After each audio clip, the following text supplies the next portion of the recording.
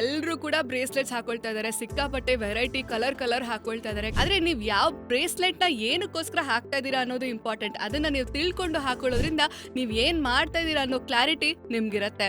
ಇವತ್ತು ನಾನು ನಿಮ್ಗೆ ಮೊದಲನೇದಾಗಿ ಕ್ರಿಸ್ಟಲ್ ಬ್ರೇಸ್ಲೆಟ್ಗೂ ಪ್ಲಾಸ್ಟಿಕ್ ಬ್ರೇಸ್ಲೆಟ್ಗೂ ಹೇಗೆ ಡಿಫ್ರೆನ್ಸ್ ಕಂಡುಹಿಡಿಯೋದು ಅಂತ ಹೇಳ್ತೀನಿ. ಕ್ರಿಸ್ಟಲ್ ಬ್ರೇಸ್ಲೆಟ್ ನ ನೀವು ಕೈಯಲ್ಲಿ ಹಿಡ್ಕೊಂಡಿದ ತಕ್ಷಣ ತಣ್ಣಗ್ ಫೀಲ್ ಆಗುತ್ತೆ. ಅದೇ ಪ್ಲಾಸ್ಟಿಕ್ ಹಿಡ್ಕೊಂಡ್ರೆ ಎಸ್ಬಿಡೋಣ ಅನ್ಸುತ್ತೆ ಅಥವಾ ಏನು ಫೀಲಿಂಗೇ ಬರೋದಿಲ್ಲ.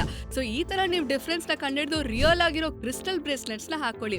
ಇನ್ನೂ ಸಾಕಷ್ಟು ಜನ ಮೆಸೇಜ್ ಮಾಡಿ ಕೇಳ್ತಾ ಇದೀರಾ ನೀವ್ ಹಾಕೊಳ್ತಾ ಇರೋಂತ ಬ್ರೇಸ್ಲೆಟ್ಸ್ ಯಾವ್ದು ಅಂತ ಹೇಳಿ ನಮ್ಮ ವಿಡಿಯೋಸ್ ನ ನೋಡಿದಾಗ. ಹಾಗಾಗಿ ನಾನ್ ಹಾಕ್ತಾ ಇರೋಂತ ಬ್ರೇಸ್ಲೆಟ್ಸ್ ಬಂದು ಟೈಗರ್ ಐ ಬ್ರೇಸ್ಲೆಟ್ ಮತ್ತೆ ಟ್ರಿಪಲ್ ಪ್ರೊಟೆಕ್ಷನ್ ಬ್ರೇಸ್ಲೆಟ್. ಈ ಟ್ರಿಪಲ್ ಪ್ರೊಟೆಕ್ಷನ್ ಬ್ರೇಸ್ಲೆಟ್ ಅಲ್ಲಿ ನೀವು 3 ಸ್ಟೋನ್ಸ್ ನೋಡ್ತಾ ಇರಬಹುದು. ಒಂದು ಬಂದು ಹೆಮಾಟೈಟ್, ಇನ್ನೊಂದು ಪೈರೈಟ್, ಇದು tiger I. Tiger I stone ನಿಮ್ಗೆ ಹೆಸರು ಮತ್ತೆ ಕೀರ್ತಿಯನ್ನ ತಂದ್ಕೊಡತ್ತೆ. ಪೈರೈಟ್ ದುಡ್ಡು ಕೊಡುತ್ತೆ. ಜೊತೆಗೆ ಹೆಮಾಟೈಟ್ ಬಂದು ಎಲ್ಲ ದೃಷ್ಟಿ ಬಾಧೆ ನಿವಾರಣೆ ಮಾಡುತ್ತೆ.